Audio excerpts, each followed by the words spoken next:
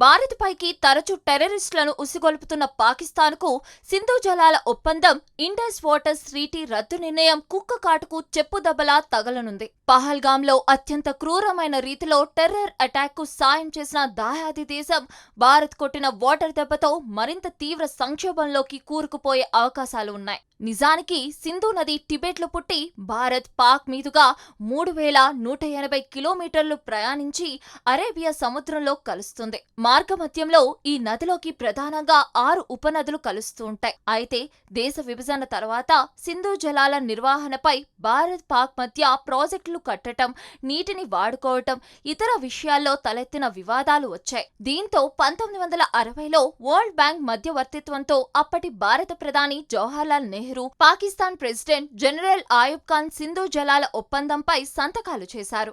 ఈ ఒప్పందం ప్రకారం సింధు నది వ్యవస్థలో తూర్పు భాగంలోని రావి, బియాస్, సట్లజ్ నదులను భారత్కు, పశ్చిమ బెంగాల్లోని ఇండస్, జీలం, చినాబ్ నదులను పాకిస్తాన్కు కేటాయించారు.